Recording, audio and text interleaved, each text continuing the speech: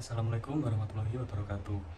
Perkenalkan, nama saya Sekan Faiz Fakumala dengan NIM 422221054 dari kelas Pariwisata 2. Di video kali ini saya akan menjelaskan tentang tugas untuk pertemuan pertama, yaitu membuat video pembukaan tentang apa itu mata kuliah pariwisata minat khusus, cakupan mata kuliah, tujuan mata kuliah, serta capaian perkuliahan pariwisata minat khusus. Baik, jadi secara singkatnya, pariwisata minat khusus adalah suatu jenis wisata yang berfokus pada minat atau tujuan tertentu dari wisatawan atau turis. Lalu, cakupan dari pariwisata minat khusus sendiri yaitu dapat berupa ekowisata, pariwisata budaya, wisata religi, wisata kuliner, agrowisata, wisata kesehatan, serta masih banyak yang tergabung dalam pariwisata minat khusus. Lalu ada sendiri tujuan dari pembelajaran mata kuliah pariwisata minat khusus, yaitu diharapkan pada saat sudah lulus atau saat bekerja nanti kita dapat memberikan wisatawan pengalaman yang unik dan tidak terlupakan, serta wisatawan minat khusus biasanya juga mencari pengalaman yang otentik dan mendalam yang memungkinkan mereka untuk belajar tentang minat mereka dan terhubung dengan budaya setempat. Jadi di sini saya akan kerjakan untuk tugas pertemuan kedua, yaitu melakukan wawancara dengan 3 orang dan menanyakan apa motivasi mereka mengunjungi suatu destinasi wisata. Halo Mas, aku kenal ya, aku Seka dari UNER, dari jurusan Destinasi Pariwisata. Jadi di sini Masnya siapa namanya? Arul. Oke, Masnya? Kalau nama saya Andika. Oke, kalau Saya Adwi. jadi saya di sini mau nanya ini motivasi mas-masnya buat datang ke Balai Pemuda ini kenapa? Kalau dari Masnya? Ada yang teman kita penasaran dalamnya, terus daerahnya di mana gitu, suasananya gimana juga. Oke, kalau dari Masnya? Kalau dari saya sendiri itu, kalau saya lihat dari balai kota itu sangat arsitektur. Oke. Jadi sangat indah untuk dilihat, terus kayak bisa buat jalan-jalan gitu. Oke. Kalau dari Masnya? Kalau dari saya itu awalnya itu kepingin di museum bawah tanah. Oke. Terus sesudah sampai di sini tutup museum bawah tanahnya.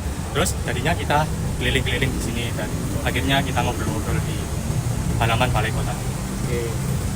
Jadi udah kita aja Mas ya. Makasih atas waktunya. Ya, sama-sama. Di sini saya akan menjelaskan tentang faktor pendorong pengembangan pariwisata minat khusus dan manfaat pengembangan pariwisata minat khusus.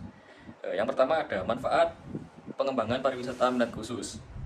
Yaitu yang pertama, meningkatkan pendapatan ekonomi.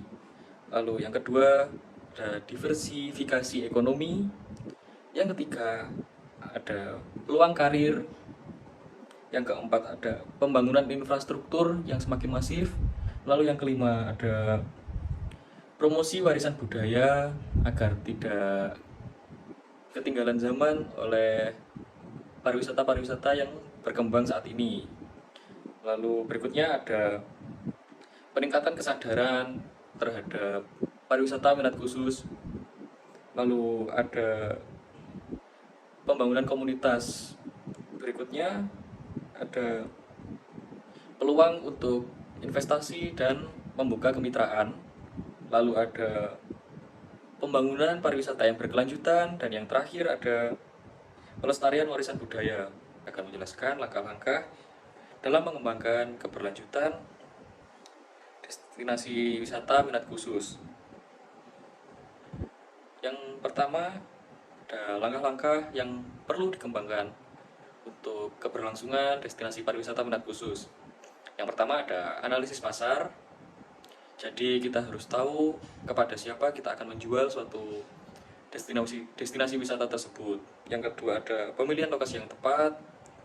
Berikutnya konsultasi dengan pihak terkait yang tentunya juga memahami akan keberlangsungan suatu destinasi wisata. Lalu ada membangun infrastruktur. Lalu adanya pemasaran dan promosi agar suatu destinasi wisata minat khusus dapat dikenal oleh orang yang berminat untuk melakukan wisata minat khusus. Lalu ada pelatihan dan pengembangan tenaga kerja, lalu kerjasama dengan komunitas lokal, lalu ada pelestarian alam dan budaya, evaluasi berjalannya suatu destinasi wisata minat khusus, dan yang terakhir ada perbaikan yang berkelanjutan. Di sini saya akan menjelaskan tentang pengertian, konsep, serta kriteria pariwisata minat khusus.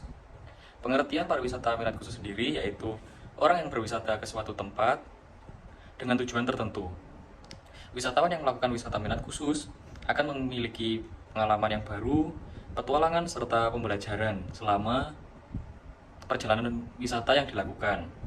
Selain itu, pariwisata minat khusus juga sebagai jalan baru untuk memberikan nilai tambah bagi pariwisata massal. Untuk tugas pertemuan ke-7 yaitu mereview dan mendeskripsikan wisata warisan budaya. Jadi wisata warisan budaya yang saya akan review kali ini yaitu Alun-Alun Surabaya atau Balai Pemuda Surabaya.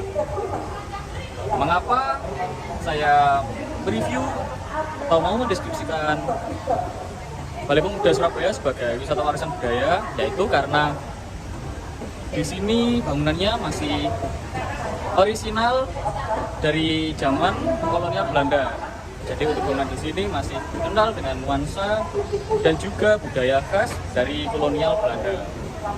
Lalu di Balai Pemuda ini sendiri juga bisa dikhususkan untuk turis-turis atau wisatawan dengan minat khusus, karena dengan mengunjungi Balai Pemuda atau Alun-Alun Surabaya ini kita juga bisa mempelajari sejarah dari kota Surabaya dan juga melihat perjuangan-perjuangan dari arek-arek Surabaya.